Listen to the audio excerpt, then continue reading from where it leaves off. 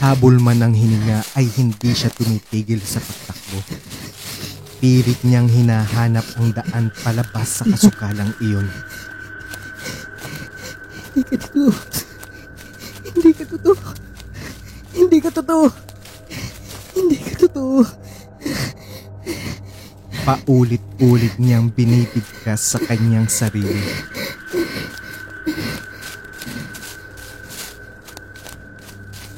Mula sa direksyong tinatahak niya ay biglang lumabas ang isang babaeng nakaputi. Halos sumayad na sa lupa ang kulay puti nitong bestida na kinukula-pula ng sariwang dugo. Maputla ang balat nitong habang nanlilisig ang mga mata. Bakit mo nagawa ito, Katarina? Hindi. Umalis ka. Hindi ka totoo. Hindi ka totoo. Hindi ka totoo. Hindi ka totoo. Hindi ka totoo. Sigaw niya sabay takbo sa ibang direksyon. Kahit magkatisod-tisod ay wala siyang pakialam. Hindi mo ko matatakbuhan, Katarina. Muling lumitaw ang babae sa kanyang harapan na dahilan upang agad siyang mapaatras. Sa pag-atras niya ay natisod siya sa nakausling malaking ugat ng puno kaya siya ay napaupo. Hindi. Hindi. Patay ka na. Layuan mo ko. Layuan mo ko.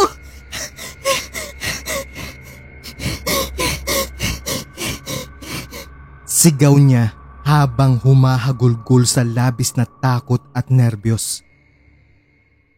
Cut! Excellent, Sabrina. Kahit saan ka talaga isabak, nagagawa mo ng mahusay ang bawat eksenang ipinapagawa ko sa'yo. Natutuwang pumapalakpak pa ang baklang direktor. Agad naman siyang tumayo at ipinagpag ang suot na damit.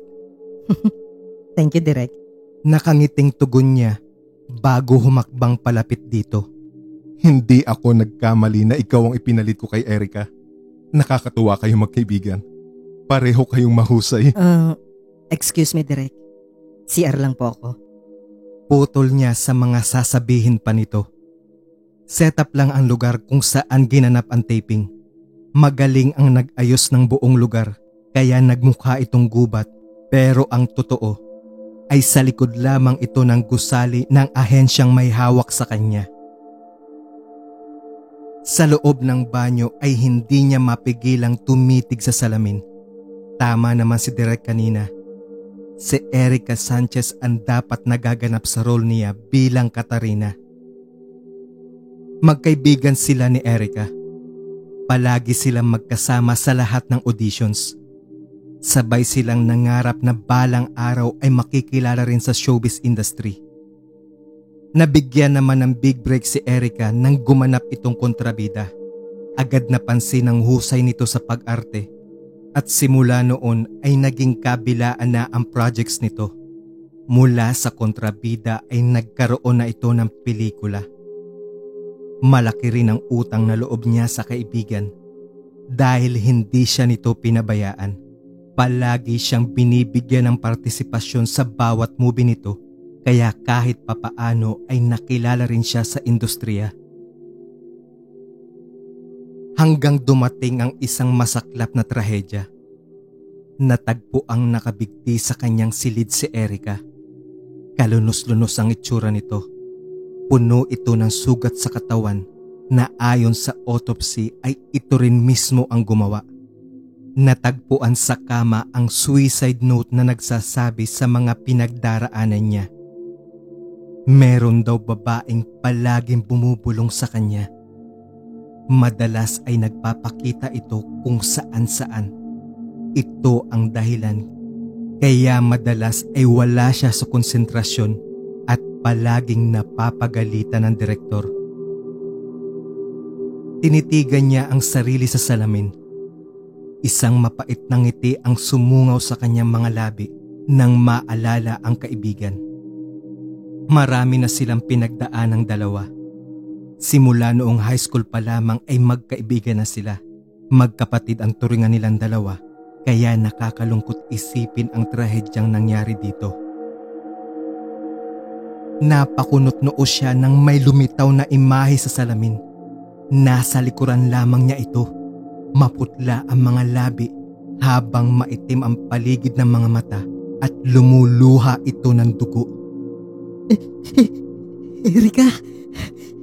Nanlalaki ang mga matang napasinghap siya. Miss Sabrina, kayo na raw po ang susunod na sasalang. Agad siyang napalingon sa kanang bahagi ng CR kung saan naroon ang pinto. Naghihintay na roon ang PA niya. Agad niyang ibinalik ang tingin sa salamin. Wala na doon si Erika. Sinubukan niya ring tumingin sa likuran, ngunit walang tao. Napailing-iling na lang siya. Pagod na siguro siya, kaya kung ano-ano ang nakikita. Habang lula ng sasakyan ay ipinikit niya ang mga mata. Pauwi na sila at talagang napagod siya sa taping nila kanina. Sayang, Miss Sabrina. Kung buhay siguro si Miss Erika, baka tuwang-tuwa siya ngayon dahil sumisikat na rin po kayo. Ang dami niyo ng project offers. Napalingon siya kay Vina, ang personal assistant niya. Dati itong PA ni Erika. Naawa naman siya at medyo malapit na rin ito sa kanya, kaya tinanggap niya agad nang mag-apply ito sa kanya. Ilang saglit lang ay bigla itong natahimik. Nilingon niya ito. Abala pala ito sa pagbabrowse ng cellphone habang nakakunot ang noo. May problema ba, Vina? Kunot noong tanong niya rito bago nagtangkang silipin ang cellphone nito. Huwag, Miss Sabrina! Pabigla nitong sigaw kaya mas lalo siyang nagtaka. Ano bang meron dyan at ayaw mong ipakita sa akin? Tanong niya sabay lahad ng palad. Nag-aatubili man, pero agad din itong iniabot ang cellphone. Kung hindi naman namatay si Erika, hindi sisikat yung Sabrina na yan. Iyan ang bumungad sa kanya na post sa Facebook. Magaling naman si Sabrina, pero mas mahusay pa rin si Erika. Isa sa mga komento na nabasa niya. Hindi ako naniniwalang nagpakamatay si Erika. Maganda ang takbo ng karir niya, kaya walang dahilan para magpakamatay siya. Nabaliw nga, diba? Siguro dahil sa droga. Si Nixon ang hilig dumikit sa mga sikat para sumikat din. Pinatay yun! At si Nixon at Sabrina ang may sala para sumikat sila. Agad kumuyom ang mga palad niya dahil sa mga nababasa. Hindi niya maunawaan kung bakit ganito ang ibang mga tao. Mapanghusga. Miss Sabrina, huwag niyo na lang po pansinin ng mga bashers. Isipin niyo na lang po na sobrang sikat niyo na ngayon kaya dinudumog na kayo ng mga insecure na tao. Puno ng simpatyang tinapik-tapik siya ng marahan ni Vina sa balikat. Pinilit niyang ngumiti rito at kinalma ang sarili. Sa set ay muling umarangkada si Sabrina. Iyakap niya si Joaquin, ang karakter ni Nixon, habang wala itong malay na nakahiga sa damuhan. Mahal ko siya, Matilda. Parang awa mo na. Patahimikin mo na kami. Pagmamakaawa niya sa babaeng duguan na ngayon ay unti-unting lumalapit sa kanila. Hindi kita patatahimikin, Sabrina. Magbabayad ka. Nanlaki ang mga mata ni Katarina na ginagampanan ni Sabrina. Nabitawan rin niya ang karakter ni Joaquin. Bigla kasing nag-iba ang itsura ng babaeng gumaganap na Matilda. Cut! Sigaw ng direktor. Sabrina, nawawala ka sa eksena. Sigaw muli ng direktor. Ngunit parang hindi siya naririnig ng dalaga. Patuloy ito sa pag-atras kahit na nakaupo. Bakas ang pagkasindak sa mukha nito habang ang gumaganap na Matilda'y nagtatakang nakatayo pa rin doon. Si Nixon ay bumangon na rin at lumapit kay Sabrina. Sab, ano nangyayari? Nagtatakang tanong nito. Ngunit ang nakikita ng dalaga ay si Erica. Huwag ka lalapit. Umalis ka. Labayan mo na ako, Erica. Nangangatal ang mga labing wika niya bago nawala ng malay. Puting kisame ang nabungaran niya sa pagmulat niya ng mga mata. Iginala niya ang paningin hanggang makita niya si Nixon na nakayukyuk sa kamang hinihigaan niya. Kumusta ang pakiramdam mo, Sabrina? Nag-aalalang tanong nito. Maayos na ako, Nixon. May taping pa tayo. Sabi niya at pinilit bumangon. Magpahinga ka raw muna, sabi ng doktor. Pinigilan siya nitong bumangon. Si Erica. Nixon, nagpapakita sa akin si Erica.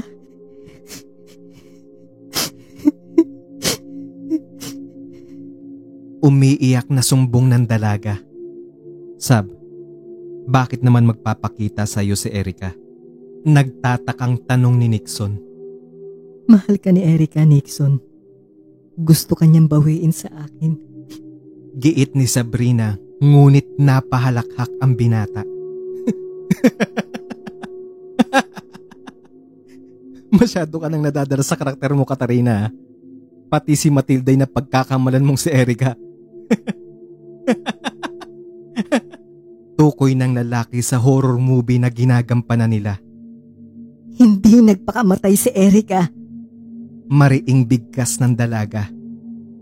Bakit, Sabrina? May nalalaman ka ba? Tanong nito at mariin siyang tinitigan sa mga mata. Sumikdo naman ang dibdib niya. Sa takot o nervyos ay hindi niya alam. Wala. Umiwas siya ng tingin dahil natatakot siyang salubungin ang titig nito. Hindi niya alam, ngunit parang nawalan siya ng tiwala rito. Huwag kang mag-isip ng kung ano-ano, Sabrina. Minahal mo ba si Erica? Tanong niya na hindi tumitingin dito. Halos pabulong lamang iyon, ngunit narinig pa rin ng binata. Sabrina, huwag na natin pag-usapan si Erica. Sagot nito bago umiwas ng tingin. Mahilig dumikit sa mga sikat para sumikat din. Muling nanariwa sa isip niya ang nabasa niyang comment sa Facebook. Matulog ka na, sabi nito bago siya halikan sa noo. Naalimpungatan siya nang may narinig na bumubulong. Kunot noong bumangon siya. Hinugot din niya ang dextrose na nakakabit sa kamay niya. Sinundan niya ang naririnig niyang bulong hanggang sa makarating siya sa tapat ng isang pinto. Unti-unti niya itong binuksan. Tumambad ang isang babae na siyang pinanggagalingan ng bulong. Napalilibutan ng mga itim na kandila ang pabilog na guhit sa sahig at sa loob nito ay larawan ng bituin. Habang sa pinakagitna ay nakaluhod ang isang babae na bumubulong ng wikang Latin. Unti-unting lumingon sa kanya ang babae. Gusto niyang tumakbo paalis pero ayaw makisama ng kanyang mga paa. Hello, Sabrina. Nakangising wika ng babae habang nakatagilid ang ulo. Tumutulo ang masaganang dugo sa mga mata nito. Erica! Gimbal na sigaw niya habang tila itinulos sa kinatatayuan. Hindi ko hayaang magtagumpay ka! Isasama kita sa hukay! Sigaw nito at sobrang bilis na tumakbo palapit sa kanya. Napasigaw siya ng labis na takot, sabay pikit ng mga mata habang hinihintay ang kanyang katapusan. Sabrina! Sabrina! Gising! Napasinghap siya na magmulat ang mga mata. Binabangungot ka. Nag-aalalang wika ni Nixon. Napalingon siya sa paligid niya. Wala na siya sa ospital. Wala na rin si Erica. Nasa loob siya ng sasakyan ni Nixon. Nandito na tayo sa tapat ng bahay mo. Sabi nito nang makitang nalilito siya. Oo nga pala, pinayagan na siyang lumabas ng doktor. Nixon, huwag mo akong iwan. Pakiusap niya sa binata nang akmang aalis na ito pagkahatid nito sa kwarto niya. Sige, sasamahan muna kita ngayong gabi. Tumabi ito sa kanya at niyakap siya. Doon siya nakadama ng kapanatagan. Hating gabi na maalimpungatan siya. Lumingon siya sa kanyang tabi. Ngunit wala si Nixon. Nixon? Kinakabahang bumangon siya. Iba ang kutob niya. Pakiramdam niya'y mayroong hindi magandang mangyayari. Nixon? Nixon? Hinatok niya ang banyo ng 3 beses. Ngunit walang sumasagot. Wala ring kaluskos na nagpapatunay na may tao, kung kaya't nagtuloy siya sa labas ng silid. Wala rin doon ang lalaki. Napalingon siya sa maliit na pintuan sa gilid ng hagdan. Papunta ito sa basement. Dahan-dahang binuksan niya ito. Bumungad sa kanya ang makipot na hagdan pababa. Mabilis ang pintig ng kanyang puso. Hindi kaya't nandito si Nixon. Erica, patawarin mo ako. Tama ka nga. Sana nakinig ako sa'yo.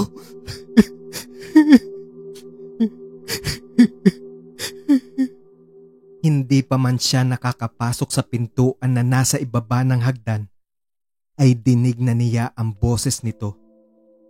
Ang kahoy na nagsisilbing saraduhan nito ay natanggal na sa kinasasabitan. Pinulot niya ito at agad pumasok sa loob. Bumungad sa kanya si Nixon habang yakap ang larawan ni Erica. Hindi ito maaari. Walang dapat makaalam ng sikreto niya. Lumingon sa kanya si Nixon, ngunit hindi na ito nakapalagpa nang ihampas niya sa ulo nito ang tanga niyang kahoy. Mabilis niya itong itinali bago niya sinimulan ang orasyon. Inihanda na rin niya ang mga kakailanganin. Ginupit niya ang larawan nilang magkasama para makuha ang larawan nito. Gumupit siya ng ilang pirasong buhok at kinuha na rin niya ang pitaka sa bulsa ng pantalon nito. Sa pinakagitna ng sahig ay nakaguhit ang larawan ng malaking mata. Lumuhod siya rito at sinimulang bumulong sa wikang Latin. Sabrina! Tama nga si Erica! Kulam ang dahilan ng mga nangyayari sa kanya noon! Nilingon niya ang lalaki na nagkamalay na pala. Nixon, sana hindi mo na lang ito na-discover lahat. Mahal pa naman kita. Ngunit mas importante ang mga pangarap ko. Kaya magsama kayo ni Erica sa impyerno. Baliw ka na! Pakawalan mo ako dito! Pilit nitong kinakalas ang sarili sa pagkakatali. Paalam, Nixon. Nakangising inihulog niya sa apoy ang larawan nito. Ah! Ah!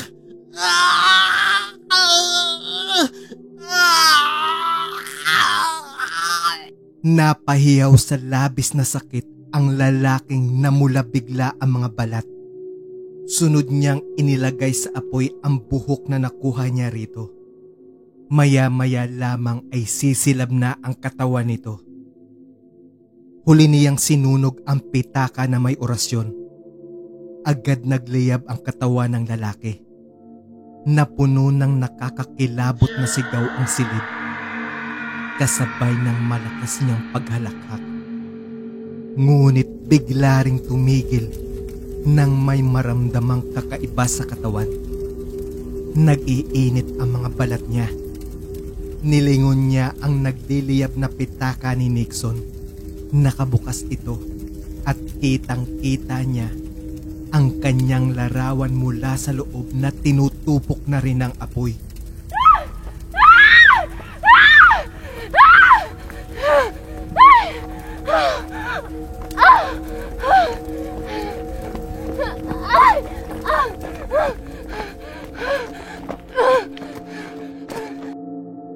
Umaalingaw-ngaw na sigaw niya sa apat na sulok ng silid na iyon.